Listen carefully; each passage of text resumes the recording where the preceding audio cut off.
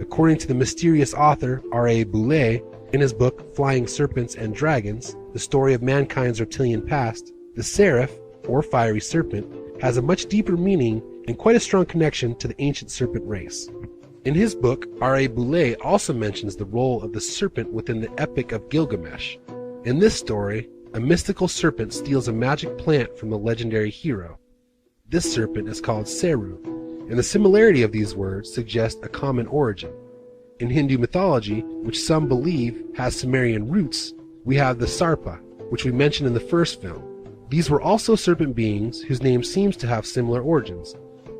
Also, within the Gnostic text, there are said to have been three powers: the high god, who is most powerful; Elohim, the male god and co-creator of his female partner, known as Edem or Eden, the goddess of the earth. Eden was half woman and half serpent. The writings say that together, Eden and Elohim created the cosmos, portraying more connections between reptilian beings and man's early creation myths. The Sumerian tablets describe how the original breeding programs of the ancient Anunnaki was set up and ran by Enki, who was mentioned in our first film. Enki was known as the Lord of the Earth. After many failed attempts at creating the perfect slave race, Enki enlisted the help of Nin-Karsag, a female Anunnaki reptilian. She was able to produce a much better human hybrid that was more than capable to serve them to do their bidding. These creatures were known as Lu, which means something like one who has been mixed. Many scholars believe this is the source of the biblical Adam. The Sumerian word Lu also has a root meaning that is something like that of a worker or servant. Many Christians know the Bible states that Eve was created from Adam's rib. It's interesting that the word rib in Sumerian is ti, which according to some scholars means both rib and life. The term Ushum-Gal was often used to describe Enki, a key Anunnaki god from ancient Sumer. Some state that it translates as flying, fiery serpent, which many believe would be a great description for a reptile alien in a rocket or other flying craft. The Anunnaki god, Ninurta, was called Musha-Turgagal, the flying serpent with the fiery glance. So perhaps fiery is symbolic of the reptilian's blazing red eyes, or third eye, as the Zulus of Africa believe.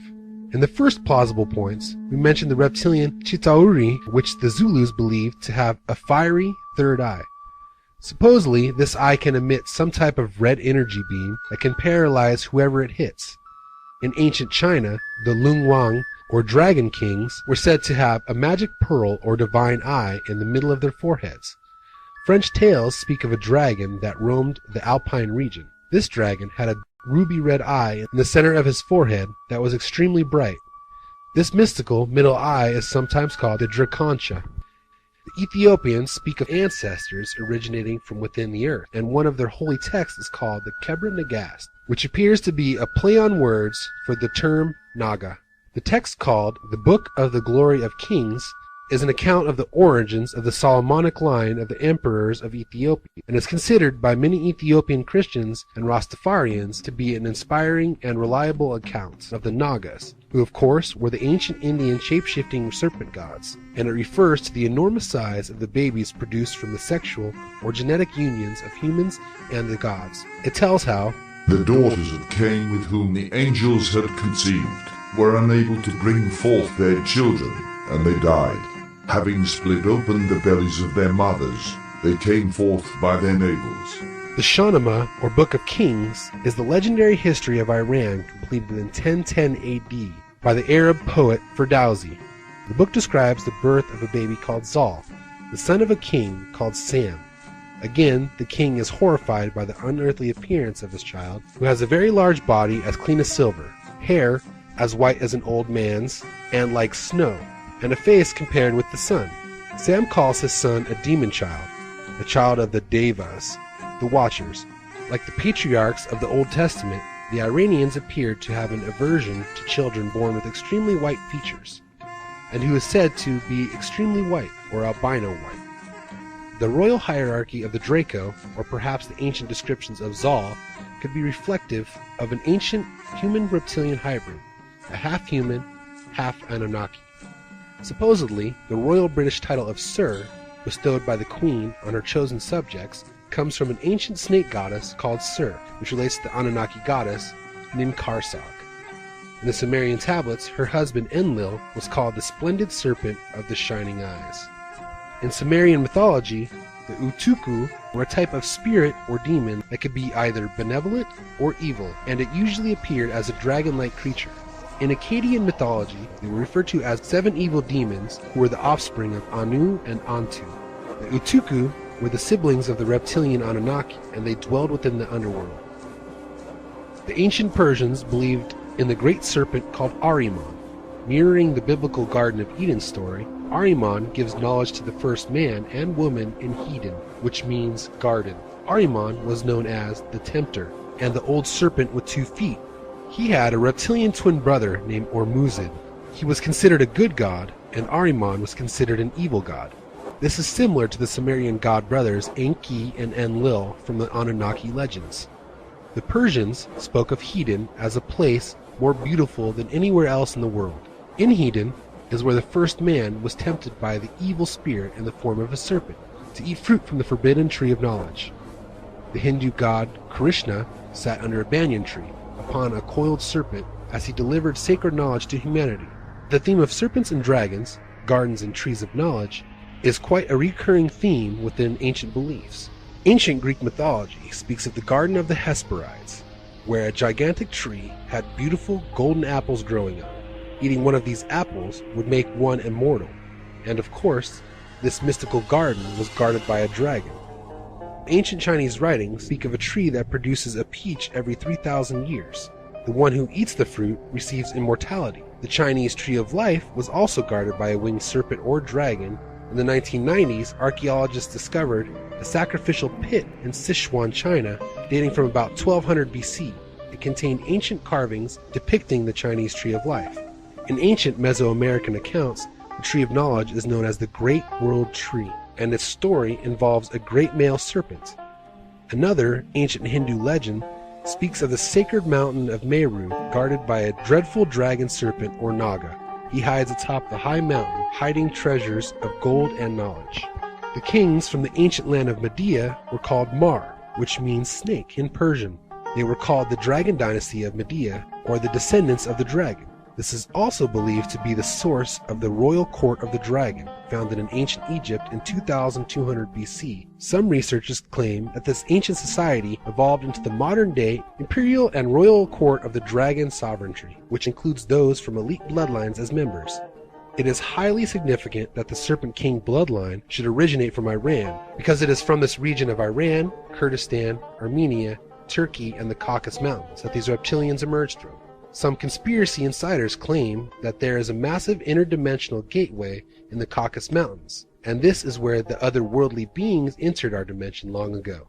There was also an ancient Aryan peoples known as the Mithans, who the Egyptians called Naharin, or those of the snake, and they occupied the Kurdistan area. The serpent priest tradition originates in the Middle East, with its foremost center right in Kurdistan, where at about 5000 BC, the matriarchal culture of Jarmo represented the mother goddesses and divinities with faces of vipers and lengthened heads. According to Uganda's Nyoro tribe, legends say that their god sent the first male and female down from heaven after he created the world. The male being actually had a tail. This long-tailed man and the woman created 2 maidens and a son. The offspring of the son and maidens in turn created the chameleon, which the Nyoro considered the father of mankind. Perhaps the notion of the chameleon alludes to the belief in shape-shifting reptilian entities. Sharing this belief is the Kumbi tribe, who also state that the first men that God created did indeed have tails. The myths of the Iwiho tribe describe men with tails who had climbed down an enormous rope to reach Earth. To the Jaga tribe, their ancestors came down to Earth from heaven on a thread from a cobweb. Their ancestors were called the Tailed Ones. According to the Mbundu people of Angola, the hero Sudika Mbambi slew 2 giant creatures from their ancient mythological underworld. Both were reptilian entities, Kinokai Kia Tumba and Himbinji Kia Malenda. Dambala Widu is one of the most revered of the African voodoo gods. This mighty serpent entity represents peace and purity, platinum and silver, and grants riches to the people and sustains the world. In the tradition of many ancient serpent gods from around the globe, the serpent spirit Damballa is believed to have created the world. Using his coiled form, he created the heavens and also shaped the hills and valleys here on Earth. One group of Aborigines from northern Australia describes how an ancestral snake being had sent bats for their human ancestors to eat during dreamtime, an existence outside of our world, a higher dimension where certain entities are said to exist, some of them being reptilian. After he released them, the bats flew so high that the people could not capture them. As a result, the mighty snake being gave up one of his ribs to create the first boomerang, and the ancients used this weapon so they could hunt and eat the bats and carry on as a people. In a similar tale, another tribe from Australia, the Arente people, speak of a giant ancestral lizard that existed long ago. They describe how this great lizard created the first humans in Dreamtime and gave them tools and the know-how for survival. The Arente now considered the lizard sacred, and they believe that certain waterholes and rock formations were the creations of the great lizard.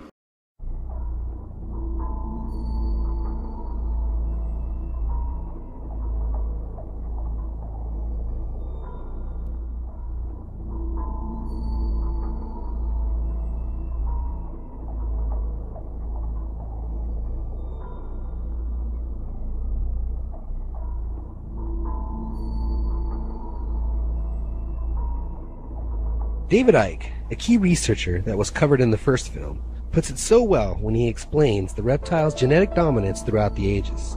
The reptile species has a long connection with the Earth, going back more than 150 million years to the dinosaurs and beyond.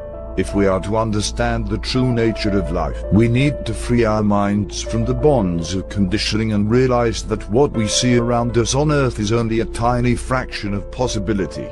The reptile species, like lizards and snakes, are but one form of the reptilian genetic stream in this universe, while the dinosaurs were not all cold-blooded reptiles. As modern research has shown, the reptiles and dinosaurs are closely related by physical appearance alone, and both have spawned an amazing variety of different forms. The dinosaurs manifested as everything from flying creatures, large and small, to the 8-ton Tyrannosaurus rex.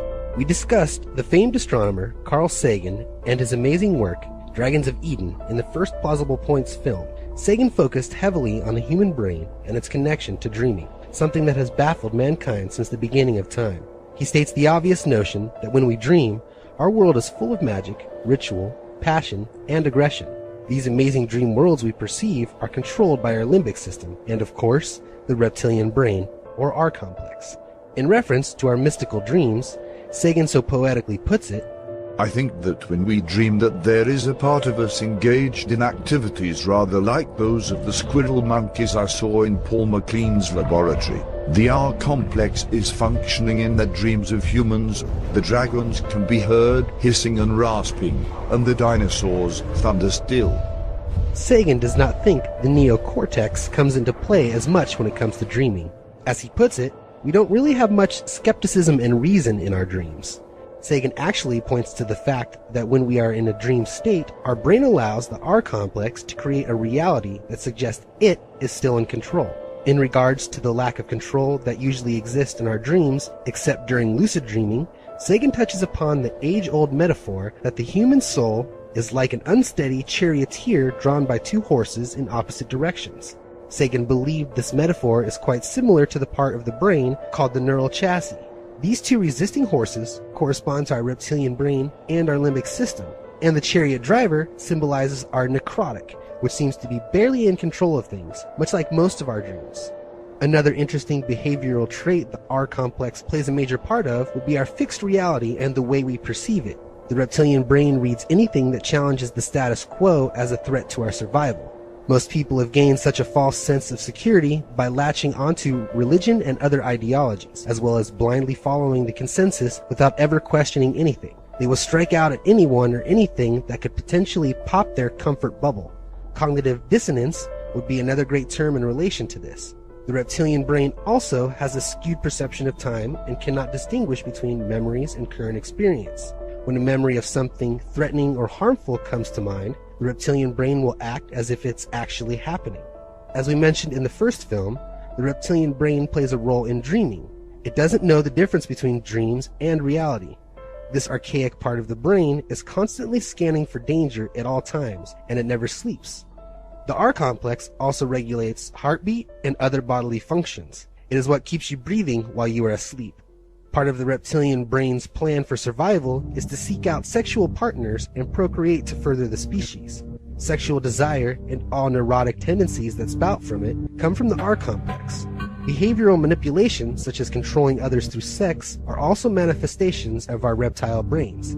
It is also obvious that jealousy, which can derive from sexual relationships, will often lead to domineering attitudes between partners. This too stems from the reptilian brain, as it sees a sexual mate in territorial terms. The idea and worship of money also stems from the reptilian brain.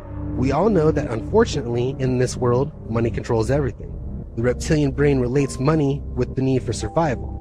This section of the brain sees the lack of money as a threat to our very existence. For many years now, money has been used to control the masses. Having vast amounts of money also stimulates the R complex, as it sees more money as more power and security, and hence a better chance of survival over those less fortunate. Many, but not all wealthy people, seem to have their R complex kicked into high gear, as they literally perceive their wealth and power as making them better than others. What's also interesting is that the reptilian brain relates with one's own perception of self and the need to be attractive and socially acceptable. Most of the advertising that bombards us every day also triggers the R complex. Most commercials are fear-driven. They make the viewer insecure by throwing products in our faces and saying that we need them to be happy and to fit in within society. Many products that promise to improve our appearance or sexual inefficiencies will create intense responses with the reptilian brain. These include emotionless, lustful actions, dominance, a sense of superiority, obsessive-compulsive behavior, and an obsession with self-maintenance and preservation. Many ads use good-looking actors and celebrities, and this stimulates jealousy, aggression, submission, and a desire to be better than others. These all stem from where? You guessed it, the reptilian brain. Think about how many people are obsessed with celebrities, most of which these days are talentless, ego-driven idiots. The mindless adoration that many people have for these celebrities is subconsciously due in a part to the reptilian brain, which creates jealousy in the minds of the viewer. They see these stars as being prettier, happier, and healthier by having more material things, access to the best goods and services, and on a deeper level, having access to plentiful resources and reliable shelter. Hence, they are perceived as being better equipped for survival. It would also make sense that if many common wealthy people share this attitude, which certainly emanates from the reptilian brain, then one must consider the global elite, who are far more wealthy and powerful than the average millionaire. Just think how driven they are by the reptilian brain. Carl Gustav Jung was a world-renowned psychiatrist born in Switzerland in 1875. Jung was one of the best-known experts on the human mind and a true pioneer in the field of human psychology. His experience was interpreting the symbols that our subconscious brain uses when communicating with our higher awakened consciousness. Carl Jung's work introduced us all to the ideas of synchronicity and the three-part psyche, known as the ego, the personal unconscious, and the collective unconscious. More importantly, Jung introduced us to the archetype, the first fundamental symbols that our brains use to relay subconscious messages. During his personal spiritual journey through life, Jung, known as the father of modern psychology, the serpent is one of the most important archetypes that he had ever discovered. To Jung, the serpent reflected the omnipotent power of God that resides within every human being. In fact, the serpent was such an important image to him that he proudly displayed it on one of his favorite rings. It is Egyptian. Here the serpent is carved, which symbolizes Christ. Above it, the face of a woman. Below the number 8, which is the symbol of the infinite, the labyrinth, and the road to the unconscious. I have changed one or two things on the ring so that the symbol will be Christian. All these symbols are absolutely alive within me, and each one of them creates a reaction within my soul. Jung notes how shamans from all around the globe have repeatedly spoken of the importance of the serpent in their worship of God and its connections to higher dimensions and spiritual realms. For a very long time, anthropologists have been baffled as to why the serpent is the most common symbol used by the ancients to represent God. For those who subscribe to the theories of researchers like John Rhodes, David Icke, and others, the answer is quite clear. As we mentioned as an opposing argument to this in the previous film, many that are not keen to this theory will claim that reptiles were at the root of the genetic matrix from which all land vertebrates evolved, so we all share an encoded past, memories locked deep within our DNA. Therefore, that primordial reptilian connection is why humans from every continent on Earth worshipped snakes long ago. Once again, others will argue that it is because reptilian-looking extraterrestrials visited man long ago, and the primitive-minded humans they encountered could only use symbols like snakes and lizards to describe what they saw, or because these serpent gods, whoever they were, would not allow humans to depict their true likenesses. Considering this took place thousands and thousands of years ago, one reason is just as plausible as the other. Jung embraced the Gnostic and serpent-symbolized Christian faith. He would spend thousands of hours studying religion and symbolism, leading him to discover why the serpent and dragon image was humanity's most powerful psychological motivator. The symbol of the serpent is related to invoking inner, higher powers, such as the awakening of the Kundalini serpent energy. The ancient tenet of know thyself, seeking the kingdom of God within, and even the modern term insight all refer to this. Carl Jung understood through his studies that the ancient Hebrew, Egyptian, Aztec, Hopi, those of the Far East, and many others, had used snake symbolism to promote psychological, spiritual, and possibly even physical stimulation. Carl Jung rejected the traditional interpretation of the serpent's role in Christianity and embraced it as a symbol of the power of Jesus within his very own soul.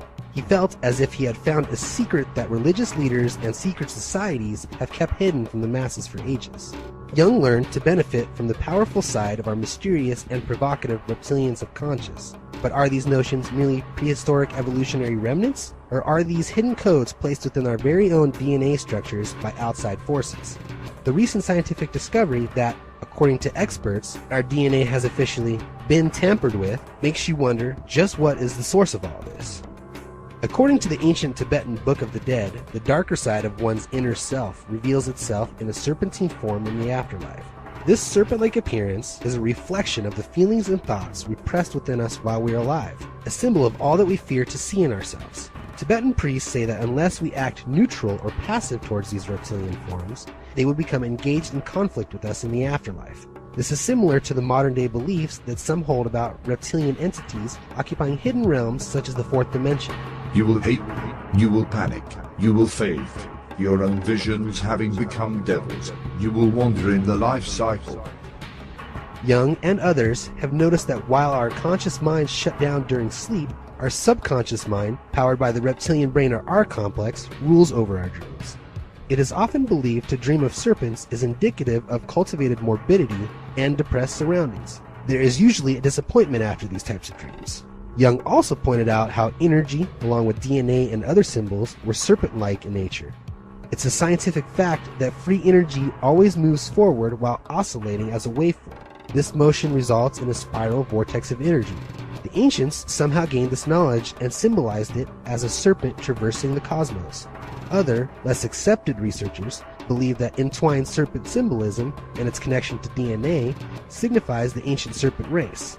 Also, many ancient cultures pictured the traditional tree of life as having serpents entwined around its trunk or at its roots. More examples of the serpent's powerful symbolism seen around the world. This notion, also mentioned in the first film, where the filmmakers pointed out the serpent's connection with symbols such as the caduceus, or the rod of Asclepius, the Kirakian, and even the fact that our own DNA structure resembles the same serpent entwined imagery. As we discussed, the serpent is held in high esteem in cultures such as India, especially in the form of the Naga and Kundalini Yoga. In ancient Greece, it was compared with great personal genius and was also used as a phallic symbol. In Jung's view, the snake, as a chthonic and at the same time spiritual being, symbolizes the unconscious.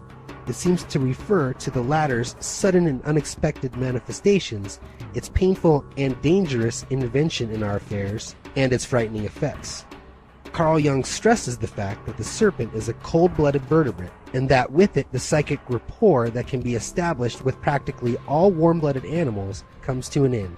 The ancient Gnostics identified the snake with the human being's medulla and spinal cord. Jung regards the snake as the psychic representative of the profoundly unconscious reflex functions which are governed by these organs. Jung stated, The unconscious insinuates itself in the form of a snake if the conscious mind is afraid of the compensating tendency of the unconscious. The snake, after all, is a saurian, an important member of the reptile kingdom, cold-blooded and unrelated. Its appearance in a dream suggests a psychic situation in which the gap between the conscious and unconscious is particularly wide. When the human psyche is this polarized, it is impossible to predict just what will happen next. As Jung put it, when the saurian turns up, one may expect something quite unusual to happen. We covered the topic of Rh-negative blood types and its connections to the reptilian theme in our first film. Here, we shall delve down a little further into the subject. We all know that most scientists believe that man evolved from ape-like primates, and there is much proof to back these theories. One of these methods is blood analysis and comparative studies between modern man and other primates, such as the chimpanzee and the rhesus monkey. It has been proven that roughly 85% of human beings have a blood factor common with the rhesus monkey. This is called rhesus-positive blood, or Rh-positive, and is completely independent from the A, B, and O blood types. The study of genetics shows that we can only inherit what our ancestors had, with the exception of mutation. We can have combinations of various traits that we inherit from any of our ancestors. Therefore, it would seem that modern man and rhesus monkey may have had a common ancestor sometime long ago. All other earthly primates also have this Rh factor, except for the small minority of people who are Rh negative. If mankind as a whole evolved from the same ancestor, then their blood would be compatible. Where did the Rh negatives come from? Many researchers theorize that if they are not descendants of prehistoric man, could they then be the remnants of our ancient serpent race? Hemolytic disease is the allergic reaction that occurs when an Rh-negative mother is carrying an Rh-positive child. The mother's blood builds up antibodies to attack and destroy the alien substance in the same way it would a virus. It's strange that a mother's body could reject her own offspring. Nowhere else in nature does this occur naturally. As we mentioned in the first plausible points, the Basque people of Spain and France have the highest percentage of Rh-negative blood. About 30% of them are full-on, and about 60% carry at least one negative gene. The Oriental Jews of Israel, or Mizrahi, also have a high percent of Rh-negative blood. However, only about 1% of other Oriental peoples have it. The Samaritans and the Black Cochin Jews also have a high percentage of Rh-negative blood, although the Rh-negative blood is rare amongst most black people. The exact origins of the Basques is unknown. Their language is unlike any other language in Europe. Some believe that the Basque language was the original language of the Book of Genesis. Some believe it was possibly the original language of the world. It is true that many Native American tribes believed that they were descendants of the serpent race. Many of them had the tradition of making blood brothers if they thought that the person was worthy. Many researchers theorize that these Indians were actually checking to see if they had the same blood type. When Rh-positive and Rh-negative blood are mixed, adulation occurs. This is an allergic reaction where cells become more compacted together to prevent foreign materials entering them and is visible to the naked eye. Could the Indians have been told by their ancestors that their blood was different from the rest of mankind, except for those from various tribes scattered across the earth?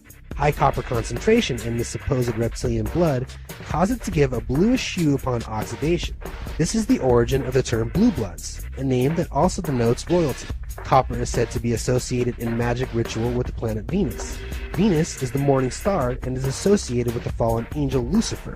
Another interesting thing the royals have in common with reptiles is hemophilia. This is something seen in many species of snakes and lizards, as well as many members of elite European families. Because of this, hemophilia was once popularly called the royal disease. And of course, many conspiracy researchers believe that these families descended from the Anunnaki serpent bloodline.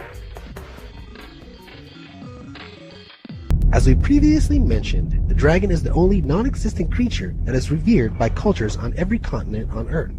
Also, as ancient Kabbalistic and Gnostic texts state, the ancients gave quite a different meaning to the word serpent, which today we would define as a legless reptile. The ancient Greeks had no specific word for serpent per se. The word drakon was applied to serpents as well as other reptilian creatures. It is also true that compound words based on snake or serpent were variations of drakon as well. From this, we get old words like drakonphoros, the word for a snaky or twisting road, and drakontonia, which meant the slaying of a snake or serpent. In the pre-Christian Greek version of the Hebrew Scriptures, known as the Septuagint, the word drakon is used to refer to snakes, large reptiles, and other ferocious creatures. Another interesting thing to note about the etymology of the word drakon would be the word drachma, the modern currency of Greece. Also, as we mentioned in the first film, the name of Vlad the Impaler, Dracul, stems from similar sources as well. Other words and terms that would be notable are dragon's blood, a substance made from different species of plants such as Dracana and Daemonorops, and others.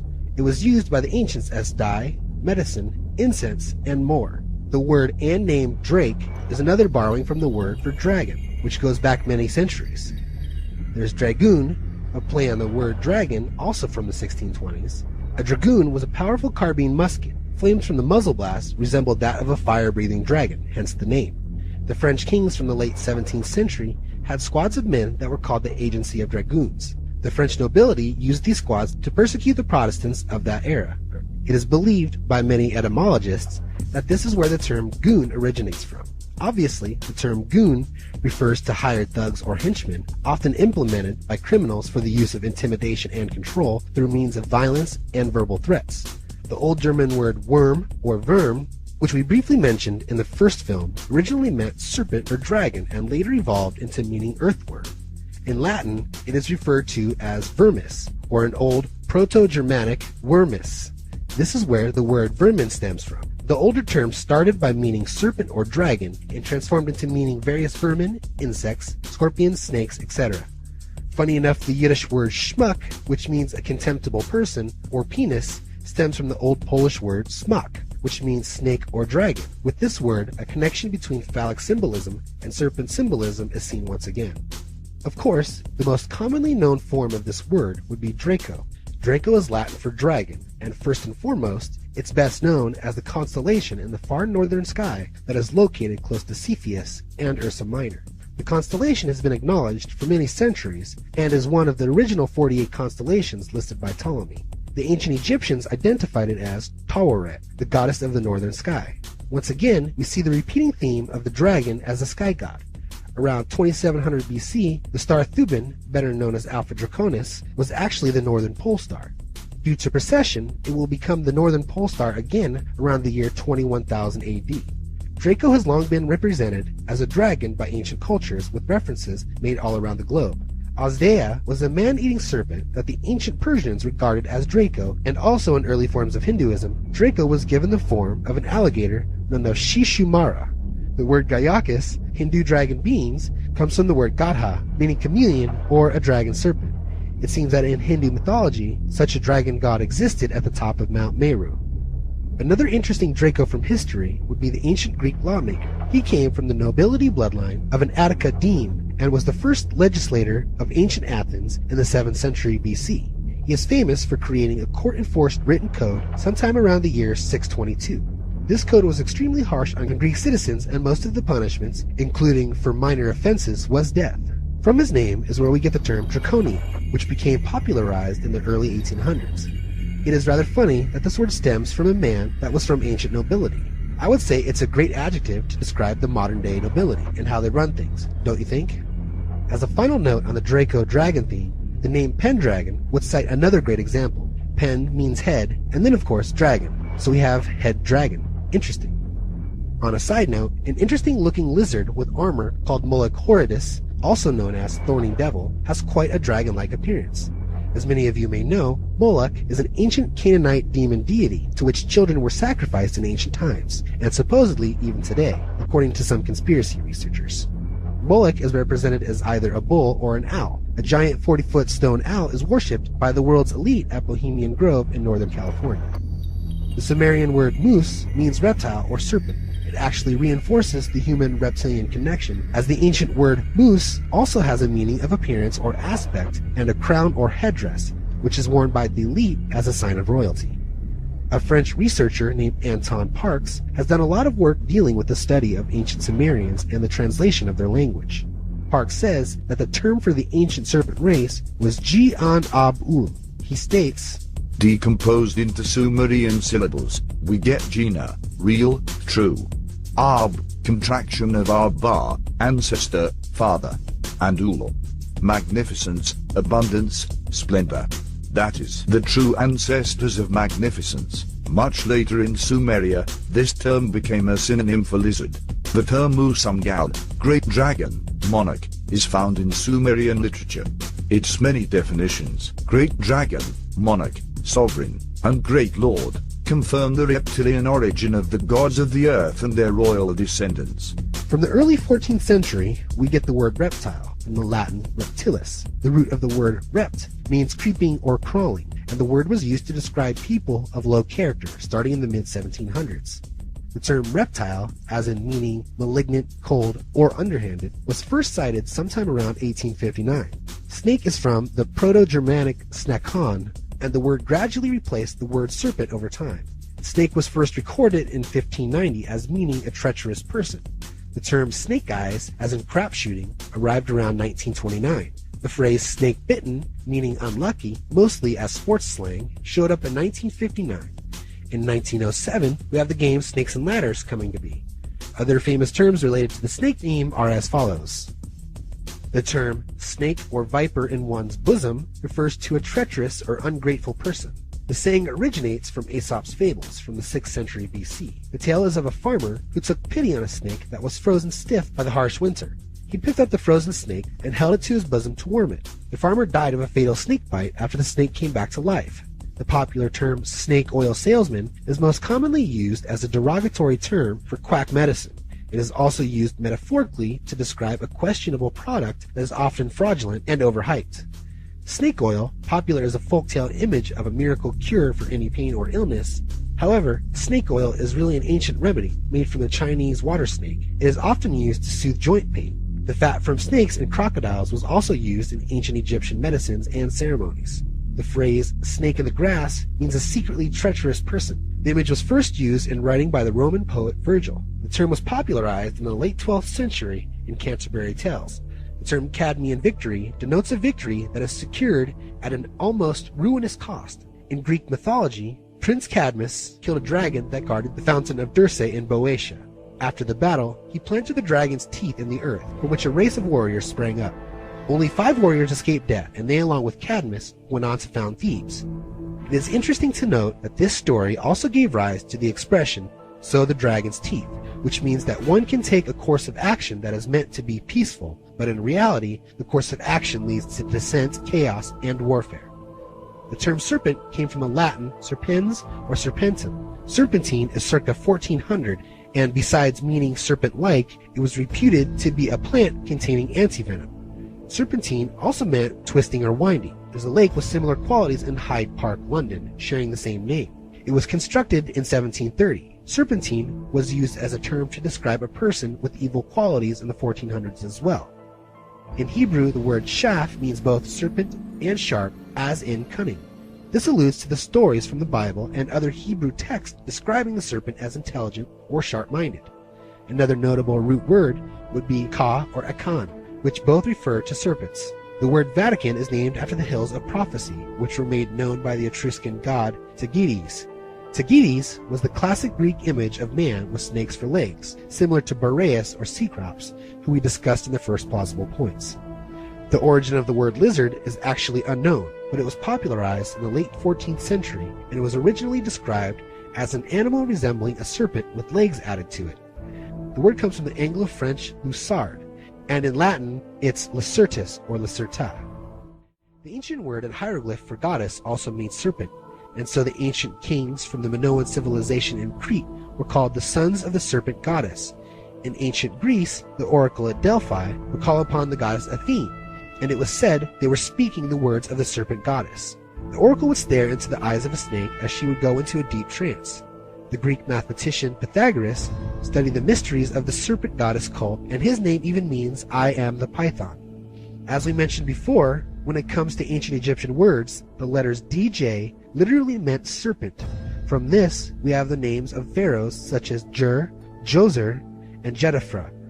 These Egyptian leaders were considered to be of the serpent line. The name of the ancient mystical order from Egypt was called the Jedi, which is involved in serpent worship. Another interesting term from that region is jinn. As we covered in the first plausible points, the jinn are also known as genies, mischievous supernatural beings. Some say that jinn can manifest in different forms, including reptiles.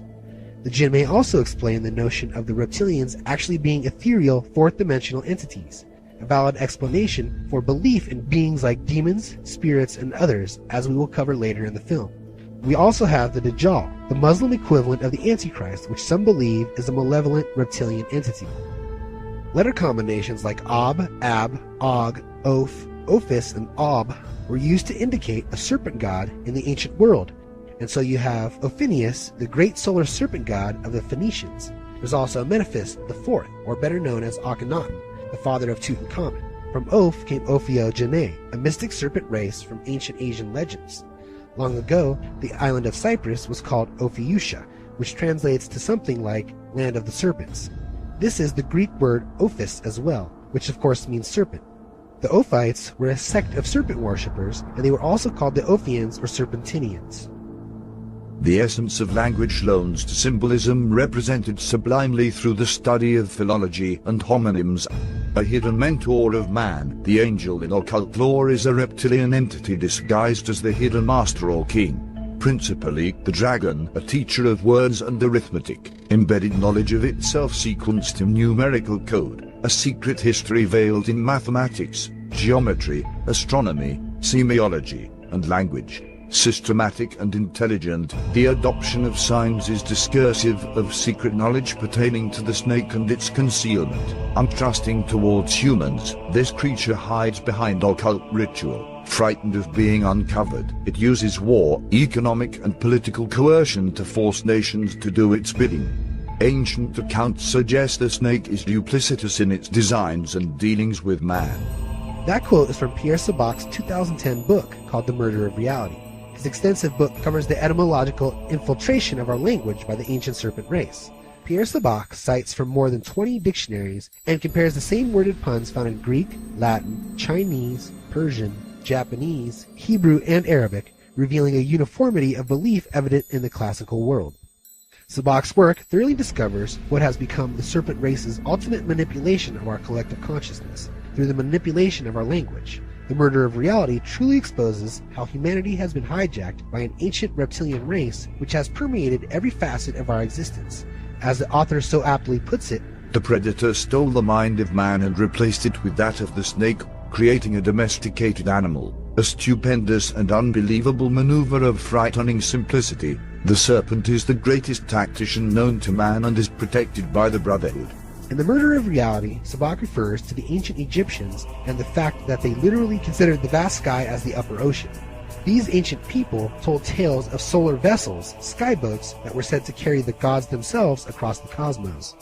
Many terms that the ancients used to describe the Anunnaki and other beings that descended from the heavens were often words like sailor and other nautical terms. Peoples from long ago also referred to them as crew member, host, or nomad. Sabac points out that these so-called cosmic sailors were most often described as serpentine or amphibian in appearance. These beings were also regarded by the ancients as pillagers, rapists, and destroyers.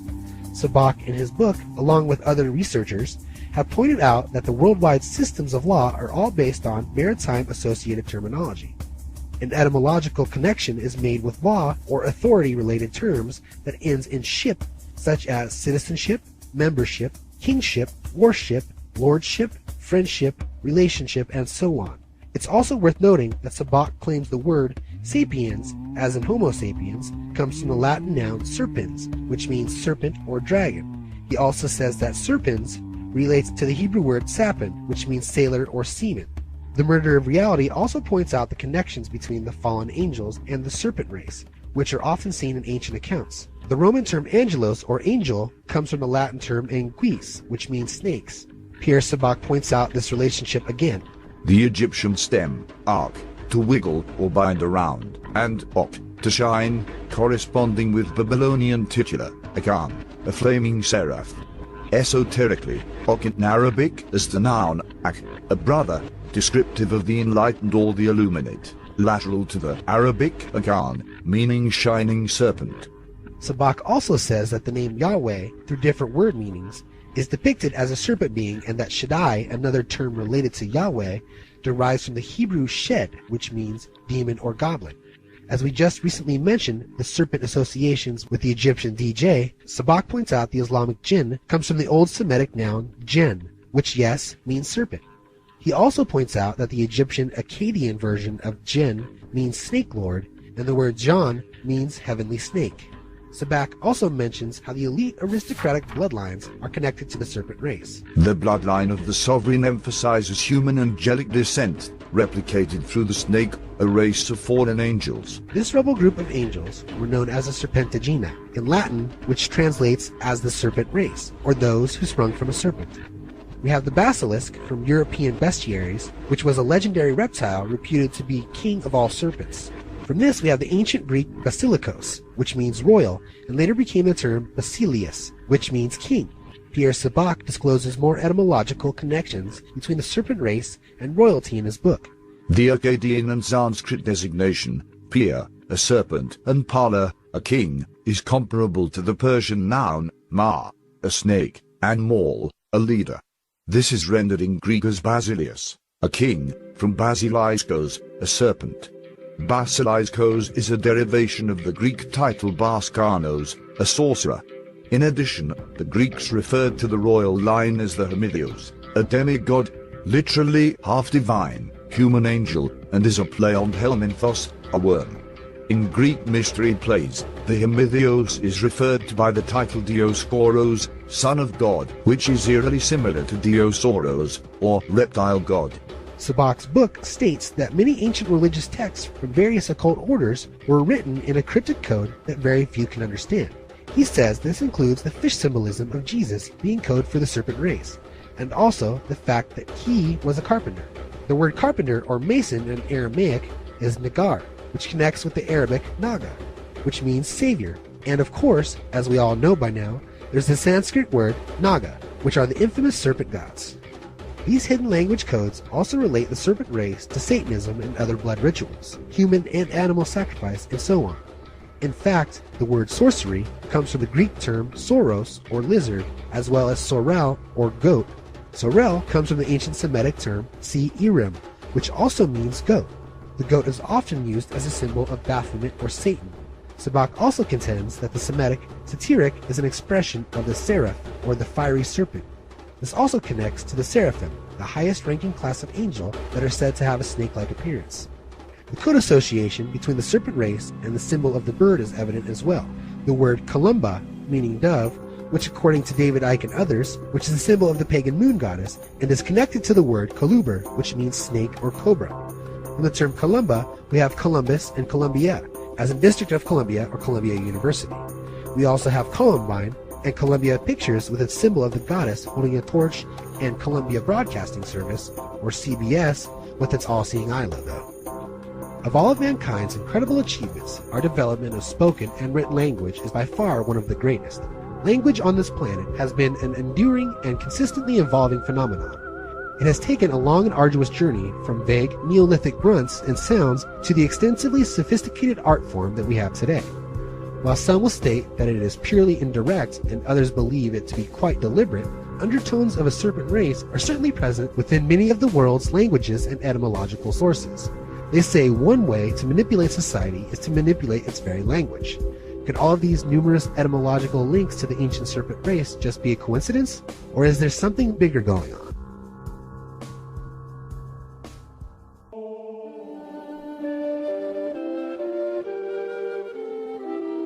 In the old British legends, Arthur was a descendant of the dragons, and his helmet carried a dragon motif. Merlin, the mysterious sorcerer from the Arthurian legends, claimed that the red dragon symbolized the people of Britain. Legends say the red dragon symbol of Wales actually comes from this claim. Merlin was considered the child of a human mother and a father that was some type of underground being. He was therefore only half human and was sometimes referred to as the changeling.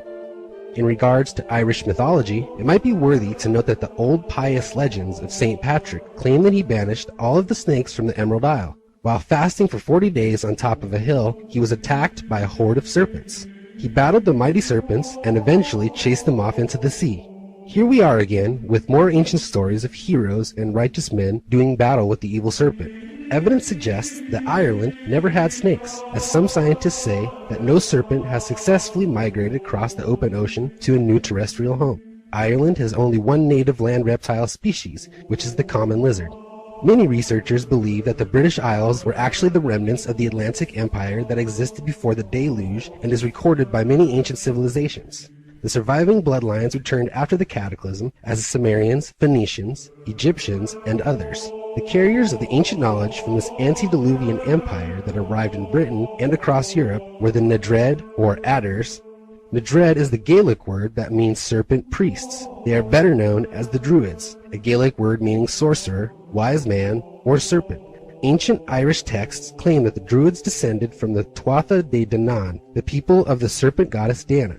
The Nedreds held the symbol of the serpent and dragon in the highest honor and saw them as the symbol of royalty. It was recorded that the high druid Arphaxad once claimed, "I am a serpent." The mysterious Danan brotherhood of sorcerers from the island of Rhodes were called the Telchines. According to the ancient Greek historian Diodorus, they could shapeshift. The higher-up adepts, or arch-druids, were indicated by 7 serpent eggs displayed on their breasts. Maybe the legend of St. Patrick banishing all the snakes from Ireland is symbolic for the destruction of the Nedred network by Christianity. The ancient Phoenicians worshipped the Agathodemon, a serpent deity. The snake god was believed to symbolize immortality to the Phoenician peoples and was connected to sorcerers and oracles as well. The god Hu was seen in various ancient cultures. He was considered the all-ruling divinity of Western Celtic mythology, representing the power and glory of the spiritual realm. In Sufism, Hu is the pronoun used for Allah or God, and is used as a name for God. Most interestingly, the ancient god Hu has a reptilian connection. The 19th century 33rd degree Freemason, Albert Pike, speaks of Hu in his popular Masonic text, Morals and Dogma. The British god Hu was called the dragon ruler of the world, and his car was drawn by serpents. His ministers were styled adders. A druid in a poem of Taliesin says, "I am an architect, I am a prophet, I am a serpent." Some believe this is where we get the term Hu-man. It seems to be symbolic of humans being the offspring of Hu, or God, and that is obviously a recurring theme expressed in many religions. Here's Pike speaking further about the serpent gods from the ancient world. The god Fohi is said to have had the form of a man terminating in the tail of a snake, a combination to be more fully explained to you in a subsequent degree. The dragon and serpent are the 5th and 6th signs of the Chinese zodiac, and the Hindus and Chinese believe that at every eclipse, the sun or moon is seized by a huge serpent or dragon. The serpent, a Suti of the Hindus, which enfolds the globe and the constellation Draco, to which also refers the war in heaven, when Michael and his angels fought against the dragon. The islands of Malta and Gozo in the Mediterranean Sea were very important centers since prehistoric times, places where medical cures were conducted, as well as oracles and ritual encounters with the priests of the goddess. These were known as the serpent priests and priestesses. Thousands of strange skeletons with odd-shaped skulls have been found in the Hal-Cephalianti hypogeum. The great majority of them were examined by Dr. Themistocles Zammit in 1921. There is also a connection with the serpent priestesses to the figures of mother goddesses such as Tanit, Inanna, Isis, and Eve. They are feminine divinities that carry the baton of a culture to which the snake brings wisdom, medical, scientific, and esoteric knowledge. Many prominent scholars speak of pre-dynastic peoples from Egypt called the Shem-Su-Hor, meaning the disciples of Horus. Noted Egyptologist Schwaller de Lubix discovered that pre-dynastic Egypt had no evolutionary development. It seemed to have originated from elsewhere. The Shem-Su-Hor were said to be a fair-haired, blue-eyed race, much taller than the indigenous Egyptians. They had peculiar shaped skulls that bent back slightly, supposedly causing the skin to become very tight. Because of this, thereby facial appearance of the Shem-Su-Hor resembled that of a serpent. Very significantly, their skulls have been found in regions of the world where ancient structures were constructed with massive stone blocks. The Giza Plateau, the pyramids of Central America, and the Hal-Cephalianti hypogeum in Malta.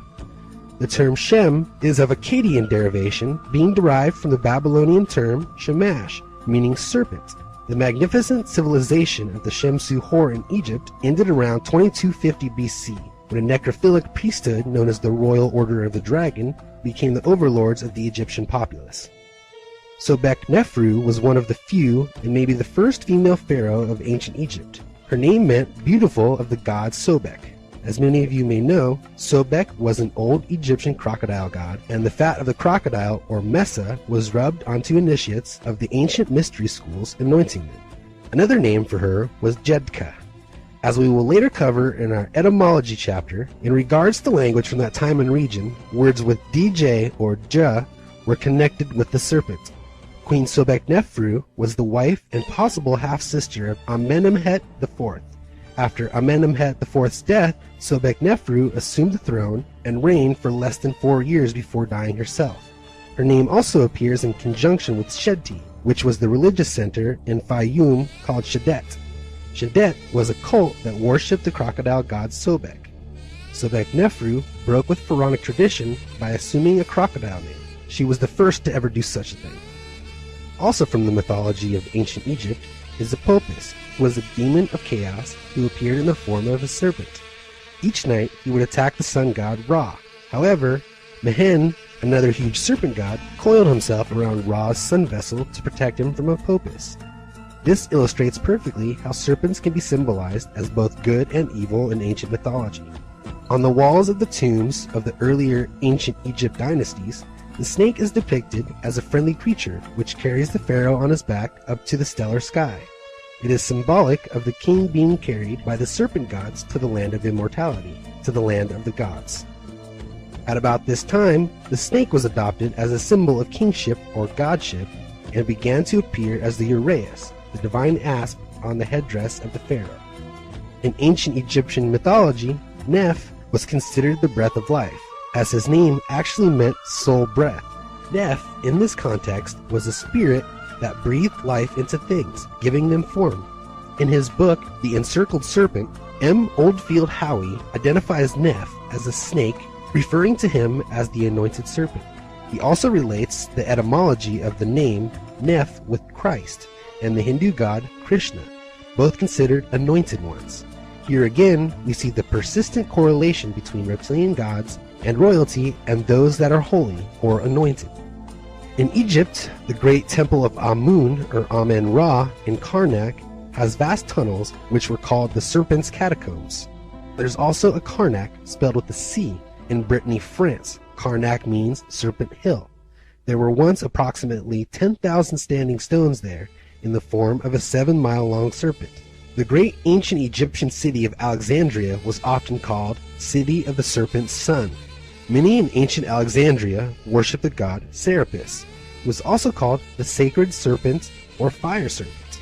The Temple of Seraphim in Alexandria was one of the 7 wonders of the world. Inside the temple were massive statues depicting Serapis. Another interesting thing to note would be the fact that many of the Egyptian queens, such as Cleopatra and others, were known as the Serpents of the Nile. The hieroglyphic sign for the word goddess is the uraeus, or serpent. It's also rather strange that the ancient Egyptians' perception of the serpent had suddenly changed from positive to negative. In the earlier Old and Middle Kingdoms of Egypt, the serpent was seen in a positive light. However, starting with the New Kingdom, especially from the 18th dynasty, serpents became the target of hatred. Many ceremonies were devised and performed to exorcise them from the land. This dramatic change of all things serpentine in Egypt came during a time of mass chaos that lasted for about a century after the Middle Kingdom fell, and it was the kings of the 18th dynasty who banished the Hyksos, or shepherd kings, foreign race of Asiatic peoples. They had invaded and ruled Egypt until about 1550 BC. The Hyksos destroyed all Egyptian places of worship when they took over. Author R.A. Boulay, who we will cover later, writes in his book Flying Serpents and Dragons that the Hyksos were also known as the Amalekites by the Hebrews and were part of the Rephaim, descendants of the reptilian Nephilim. The founder of both the Inca Empire in Peru and the Cuzco Empire in Cuzco was the legendary Manco Capac. The term Capac means spiritually wealthy as well as serpent wisdom. Legends say Manco Capac rose from the depths of Lake Titicaca, summoned forth by the Incan sun god Inti.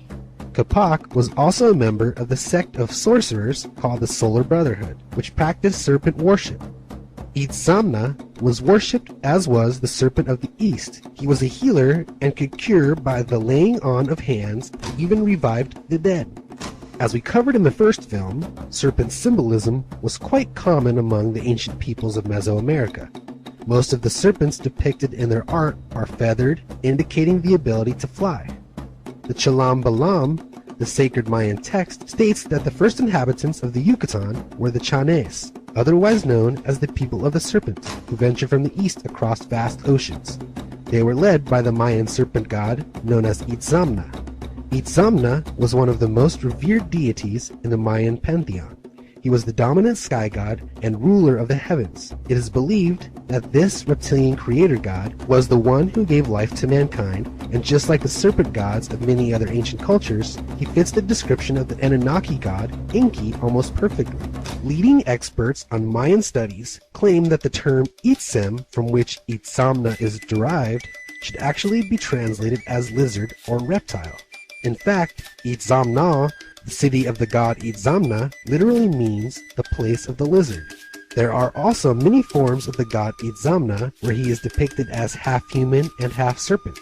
The late Zechariah Sitchin, the forefather of the Anunnaki hypothesis, correctly relates Quetzalcoatl, another Mayan serpent god, with the Nibiruan prince Nanar, the Egyptian Thoth, and the Greek Hermes.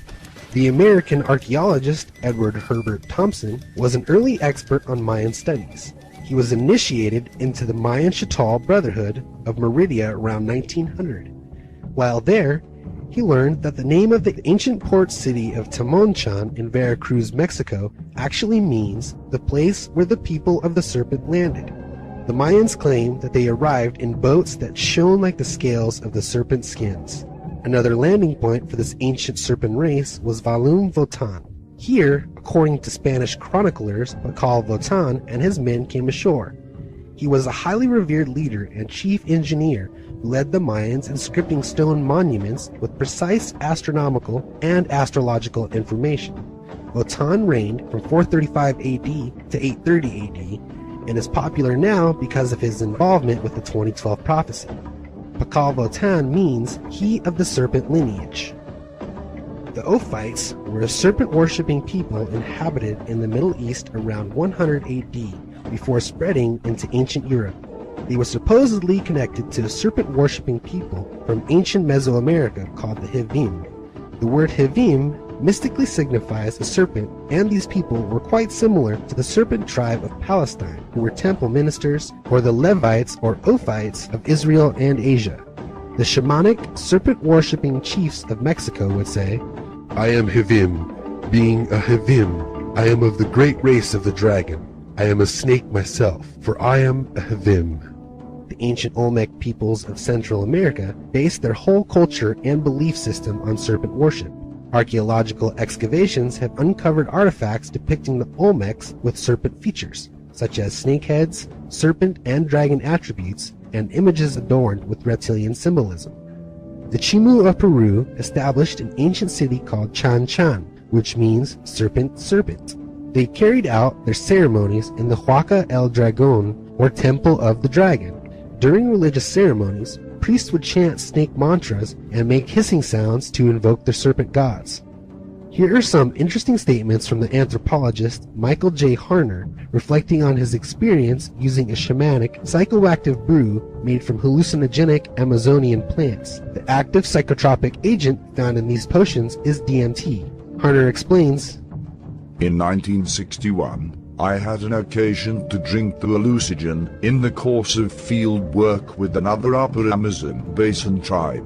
For several hours after drinking the brew, I found myself, although awake, in a world literally beyond my wildest dreams. I met bird-headed peoples, as well as dragon-like creatures who explained that they were the true gods of this world. I enlisted the services of other spirit helpers in attempting to fly through the far reaches of the galaxy and beyond, transported into a trance where the supernatural seemed natural. I realized that anthropologists, including myself, had profoundly underestimated the importance of this substance on native ideology. The Xerofe is a large reptilian humanoid creature from the Mapuche mythology in Chile. It is believed that the Xerofe inhabit the lava pools and crevices found deep within Chilean volcanoes, and they are responsible for catastrophic events like earthquakes and volcanic eruptions. The only way to appease the Sheriff-Fae and quell their lust for destruction was to throw a sacrificial victim deep into the center of the volcano. This mirrors other old myths from different cultures that speak of tossing sacrificial victims into bottomless pits and volcanoes. The Mapuche also say the Sheriff-Fae's preferred form of a sacrifice was a young female virgin, much like the tales of the European dragon.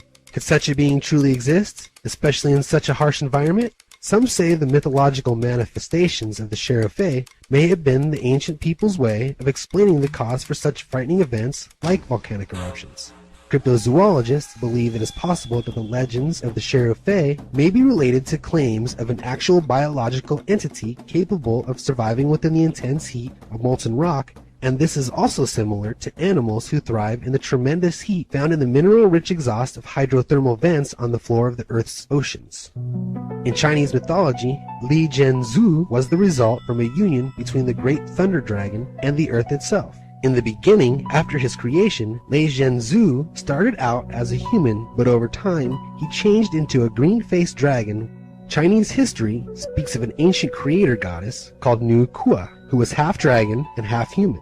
This mystical dragon goddess is said to have emerged from the heavens and was considered a very beautiful creature. She roamed the earth for thousands of years, but lamenting that the world had no one but herself to enjoy it, she decided to create humans from clay. One by one, she breathed her divine breath into their bodies, giving mankind its beginnings. There is a rather bizarre ancient Chinese tale that hints at the reptilian's ability to shapeshift. A character named Liu Ye had longed to marry a royal princess, but could not, as she was one of the dragon's blood. Later, Liu Ye was said to have even witnessed the royal emperor change into a dragon before his very eyes, and then quickly change back into his human form. Ye also witnessed a coiling dragon body, flapping wings, and of course, gazing dragon eyes. As the legend goes, because he wanted to live with the divine dragon so badly, Ye later became immortal, as he somehow changed from a human to a dragon himself. He left Earth to live in the sky with the rest of the Chinese dragon race. One of the most ancient Chinese writings, called the V King, describes a long time ago when humans and dragons lived together in peace, and even intermarried, mixing the blood of the two species, a theme we see over and over in ancient mythology. The V King also explains how dragons came to represent the first emperors of China, and it even spoke of a chief dragon god that lived in the sky. In 212 BC, the Chinese dragon emperor, Huangdi, ordered all the ancient books of China to be destroyed. For 4 years, he persecuted all of China's enlightened thinkers, and he even had over 400 savants buried alive. This massive suppression of ancient knowledge still did not lay claim to the V King. It was supposedly so sacred that it was specifically exempt from the plundering of Huangdi.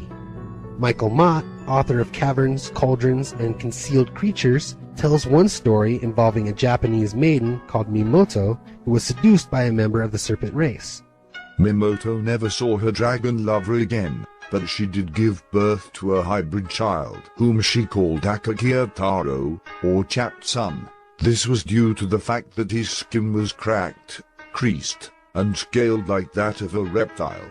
From here the ancient tale enters historic account, for a direct descendant of Akakia Taro, as the son was known in manhood, was a member of the Kinji clan named Saburo Ogata, who took pride in the fact that he had scales on his body. As you may remember, the Nagas are reptilian beings found heavily within the ancient Hindu and Buddhist beliefs of most Asian cultures. Mukalinda is the name of a Naga, or snake-like being, who protected Buddha from the elements after his enlightenment. When the great storm had cleared, the Serpent King assumed his human form, bowed before the Buddha, and returned in joy to his palace. This highlights a great example of the reptilian connection to royalty and the gods once again. The Buddhist Naga generally has the form of a large cobra-like snake, usually with a single head, but sometimes with many. At least some of the Nagas are capable of using magic powers to transform themselves into a human semblance.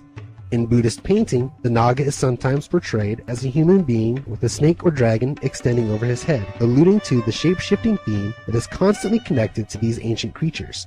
Could this be another example of early civilization's way of portraying something they didn't fully understand? Very similar to the creation tales of ancient Sumer comes one of the oldest Sanskrit sources out there, known as the Ancient Book of Daizan. The book mentions a serpent race that the ancients believed had descended from the skies. These sky serpents possessed superior intelligence and technology and eventually bestowed some of their great knowledge upon mankind, teaching them many things. Madame H.P. Blavatsky traveled across Tibet and the surrounding regions over the course of 3 years. She collected Sanskrit sources by the thousands, some of which made up the Book of Daizan. The ancient Sanskrit texts speak of the Nagas and Sarpa, which were obviously some type of reptilian or reptilian-human hybrid. The Book of Daizan, along with other Hindu mythology and literature, are filled with the theme of sexual unions between the Naga gods and human beings. This inevitably leads to very strange offspring. These creatures were called Dravidian or Dacius. This serpent race were believed to dwell within large, fortified cities with huge walls. They were a ruthless, cannibalistic people. They were said to have strangely rough dark skin and flat noses, with a viper-like countenance. The migrating Aryans who came across the remnants of these serpent people are described in the ancient Hindu text, the Ramayana. Today, the term Dravidian is used to refer to various groups of people whose native tongue belongs to the Dravidian language family. These people are heavily concentrated in southern India, but smaller groups of Dravidians live in central India, Sri Lanka, Bangladesh, and Pakistan. The antediluvian Dravidians, those believed to be of the serpent race, had been wiped out by the great cataclysm that is recorded by virtually every ancient culture on Earth. When the world was repopulated, Harappa and Mohenjo-Daro became the center of the Dravidian culture. The Mahabharata and the Ramayana, two of the greatest Indian epics, seem to portray that the Dravidian, Dacius, and Naga were all names used to describe the serpent race. Both of these amazing epics speak of the early and Aryan encounters with these serpent people, some of which were friendly, but most encounters were hostile. Over time, the Aryan peoples and the Naga Dravidians began to intermarry. Here, in the Mahabharata, a group of celestials descend down to attend the wedding celebration of the Aryan kings. The gods came in cloud-borne chariots, came to view the scene so fair. Winged Supanas, scaly Nagas, bright celestial cars in concourse, sailed upon the cloudless sky. Takshaka was the great Naga king from Hindu mythology. He was driven out of his home in the forest and forced to build a new city. From this newly built city, he ruled over the Naga race. Also from the Ramayana, there is the story of Sita, the bride of a prince called Rama. According to the legend, Ravana, the serpent king of Ceylon, abducts the prince before the royal wedding. Throughout the story, Ravana is said to feed on humans and drink the blood of his enemies. He was said to be a great warrior, and like all divine creatures in mythology, it appears that Ravana possessed advanced technology and weaponry. The name of the Indian city of Nagpur comes from the Sanskrit word Nagapuram, literally meaning City of the Nagas. In ancient Cambodian myths and legends, there was a reptilian race of beings who possessed a vast empire in the Pacific Ocean region. This empire is often referred to as Lemuria. The Naga king's reptilian daughter married the king of ancient Cambodia, and their union is said to have given birth to the Cambodian people. The seven-headed serpents depicted in various Cambodian temple sites, such as Angkor Wat, represent the seven races of Naga society, which has a symbolic association with the seven colors of the rainbow that encompasses all ranges of visible light. The Cambodian creation myth is another great depiction of the reptilian ancient astronaut connection seen over and over throughout ancient history. An interesting point to add would be that the researcher Graham Hancock claims the ancient temple complex at Angkor Wat is actually a replica of the Draco constellation, as it would have been around 10,500 BC. The temples at Angkor Wat are full of reptilian imagery.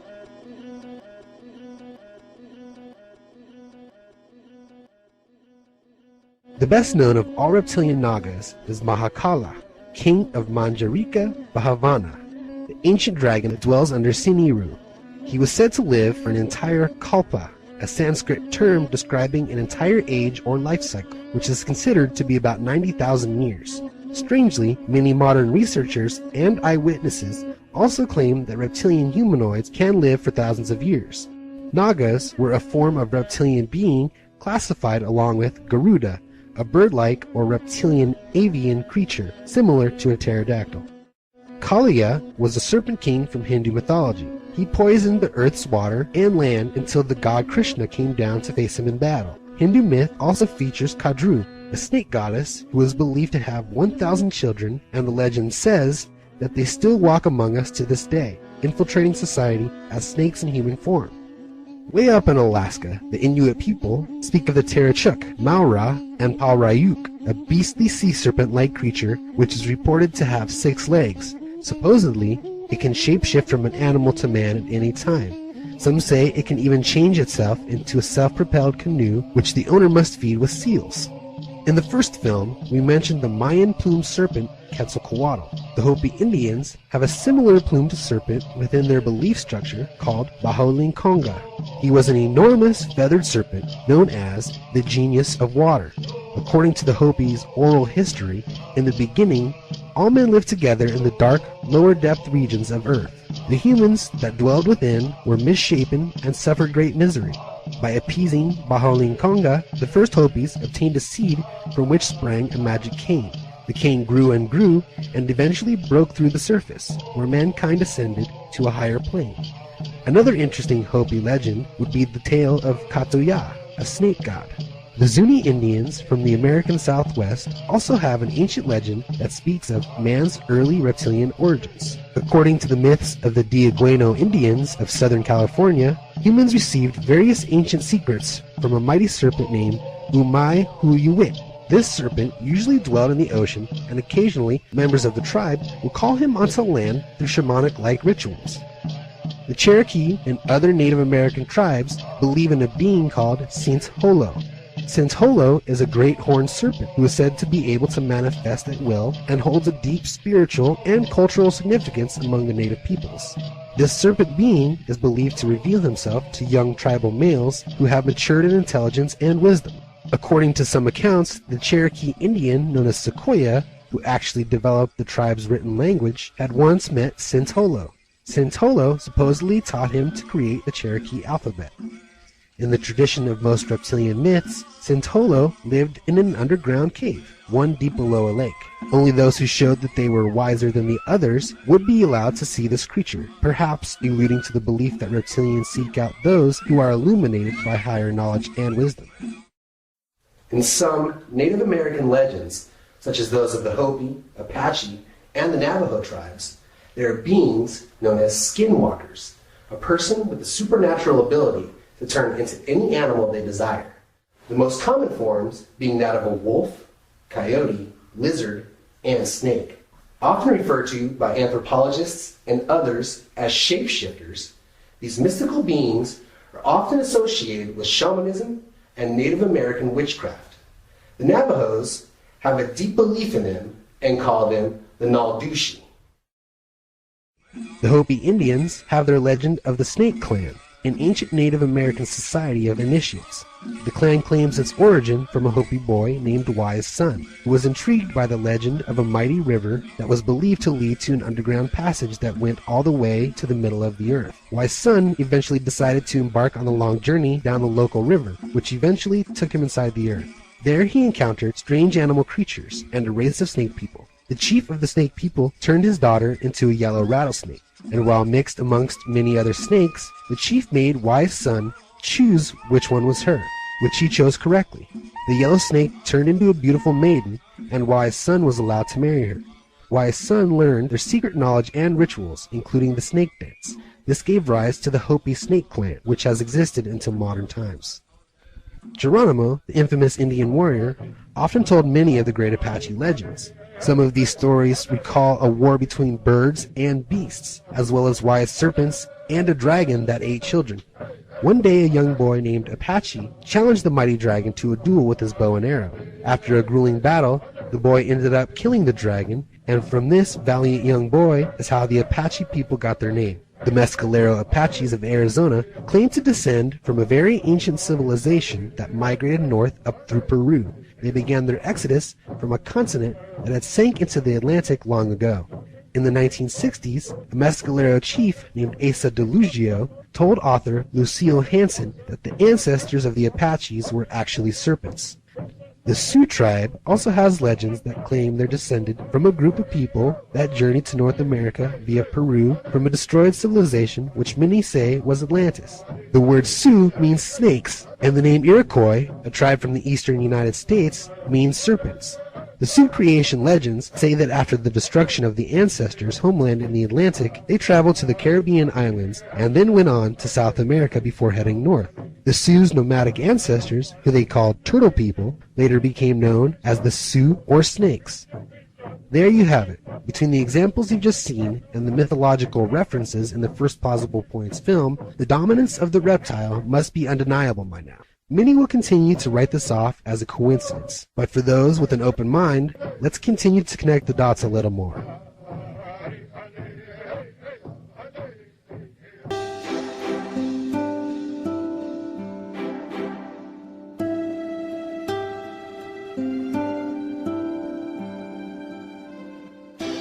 In the First Plausible Points film, we noted the connection between elite secret societies and the reptilian mythos with examples such as Jules Verne and the Rosicrucians, as well as William St. Clair and the Knights Templar.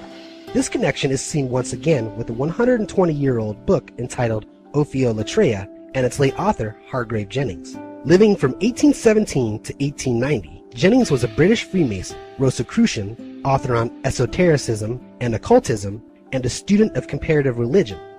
Jennings' work, Ophiolatreia, was anonymously published in London in 1889. The full title of the work is Ophiolatreia, an account of the rites and mysteries connected with the origin, rise, and development of serpent worship in various parts of the world, enriched with interesting traditions and a full description of the celebrated serpent mounds and temples, the whole forming an exposition of one of the phases of phallic or sex worship. Jennings corresponded with fellow Rosicrucians and Masons like Edward Bulwer Lytton and Paschal Beverly Randolph, famous for his writings on sexual magic. Ophiolatreia was published as a part of a series of 9 books that appeared under the collective title Nature Worship and Mystical Series. Each volume was printed anonymously in London and was limited to 500 copies, making them a very rare find. Jennings' book Phallicism, a description of the worship of lingam yoni in various parts of the world and different ages, with an account of ancient and modern crosses, particularly the crux ansata and other symbols connected with the mysteries of sex worship, was published anonymously in 1889. He was a strong believer that phallic worship and serpent worship share the same origins, that one gave birth to the other, as the phallus is snake-like in appearance, and the correlation between serpents and the phallus is seen throughout many ancient cultures. Jennings also wrote Phallicism, Celestial and Terrestrial, published in 1884 with his own name on the title page. It is unclear why Jennings put his name on this work, but not on the others, dealing with the same topic. Jennings' Ophiolatreia covers many aspects of serpent worship from every corner of the globe. Jennings' book also covers serpent etymology and how certain names and places derive from the ancient Ophites, or serpent worshippers. We meet with places called Opis, Ophis, Ophitea, Ophionia, Ophioessa, Ophiodes, and Ophiusa. This last was an ancient name by which, according to Stephanus, the islands, Rhodes, Sindhus, Besplicus, Tinos, and the whole continent of Africa were distinguished. Hargrave Jennings also speaks of the serpent connections to the name Eva and other derivatives of the name such as Evan. Here, he references the serpent's place within the Roman orgies of Bacchus and also the worship of Jupiter. The persons who took part in the ceremonies used to carry serpents in their hands, and with horrid screams call upon Eva, Eva. They were often crowned with serpents, while still making the same frantic exclamation. One part of the mysterious rites was to let a snake slip down the bosom of the person to be initiated, which was taken out below. These ceremonies and this symbolic worship are said to have begun among the Magi. Of course, Jennings also covers the worship of the serpent and its connections to the Bible. In one example here, he shows the reader more etymology with the ancient Hebrew god, Abaddon. The term Ab generally signifies a father, but in this instance it certainly relates to a serpent, which was indifferently styled Ab, Orb, and Ob. As it is mentioned in the book of Revelation, Abaddon to have been the name of the same Opite god, the angel of the bottomless pit, the prince of darkness. In another place he is described as the dragon, that old serpent, which is the devil and Satan. As recently mentioned, Ophiolatreia also covers phallic worship and its connections to serpent worship. One example is with the ancient Egyptian myths of Osiris. The author also covers the North American Indians' role within serpent worship, such as the Allegheny tribe and their Ohio serpent mound mentioned in the first film. He also mentions a large alligator-type mound in Ohio and other mounds and ancient sites located throughout the country. Lewis and Clark saw them on the Missouri River, 1,000 miles above its junction with the Mississippi. They occur in great numbers in Ohio, Indiana, Illinois, Wisconsin, Missouri, Arkansas. In short, they occupy the entire basin of the Mississippi and its tributaries, as also the fertile plains along the Gulf. Hargrave Jennings' Ophiolatreia also covers other interesting topics such as ancient mysteries of Osiris and the connection of solar, phallic, and serpent worship, the snake in Mexican mythology, Egypt as the home of serpent worship, the Egyptian basilisk, Greece colonized by Ophites, serpents of Epidaurus, Ophiolatreia in Britain, serpents and the Druids, serpent vestiges in Ireland of great rarity, India and the history of serpent worship, the snake as an emblem of immortality, and much more. This rare and extensive book is a great example of a much earlier documentation of serpent worship that has gone on since mankind emerged. It is truly fascinating just how pervasive serpent worship is throughout mankind's existence on Earth. Archaeologist Sheila Coulson from the University of Oslo, Norway, published evidence in 2006 of python worship that goes back 70,000 years. This makes it the earliest human ritual ever discovered. She found this evidence from her studies of the ancient San people from the Kalahari Desert in South Africa. The San believed that mankind was created by the mighty python. One of the 5 builders of Thebes was named after the serpent god of the Phoenicians, Ophion. The first altar erected to Cyclops at Athens was to Ops, the serpent deity. The symbolic worship of the serpent was so common in Greece that Justin Martyr accuses the Greeks of introducing it into the mysteries of all their gods. The Chinese are said to be superstitious in choosing a plot of ground to erect a dwelling house or sepulchre, conferring it with the head, tail and feet of diverse dragons which live under the earth. This is a quote from another old yet reputable writing on the study of serpent worship throughout the ages, called Serpent Worship. This book was written in 1833 by the Reverend John Bathurst Dean. This book references several Gnostic texts, such as those from Nag Hammadi, mentioned in the first film, which details how the serpent, a creature known to walk upright, gave knowledge to man. The book is quite thorough and traces serpent worship throughout the ancient world. Here are a few more choice words from Dean's book. The mystic serpent entered into the mythology of every nation, consecrated almost every temple, symbolized almost every deity, was imagined in the heavens, stamped upon the earth, and ruled in the realms of everlasting sorrow. The serpent is the symbol which most generally enters into the mythology of the world. It may in different countries admit among its fellow satellites of Satan the most venomous or the most terrible of the animals in each country, but it preserves its own constancy as the only invariable object of superstitious terror throughout the habitable world. Wherever the devil reigned, the serpent was held in some peculiar veneration. Many experts have realized that out of all the various forms of ritual and cult worship that's existed on Earth, none is more widespread than the worship of the serpent. Once again, most skeptics will see little significance in the fact that the serpent, or the reptile in general, has been so highly revered by every ancient culture on Earth. Cultures long ago worshipped all types of animals, not just reptiles. Is a common saying that is repeated by those who can't seem to grasp this concept. The fact is, other animals have been worshipped as gods by various ancient societies, but not nearly as frequently as the reptile. As we mentioned before, no other creature even comes close. Researchers see both the work of Jennings and Bathurst Dean and other experts who have tirelessly documented serpent worship throughout the ages as a very plausible point for the existence of reptilians. It's quite true that virtually every culture in history has held a belief in reptile gods, flying serpents, and dragons. Many will write this notion off as pure coincidence, but many others, including your humble narrator, beg to differ.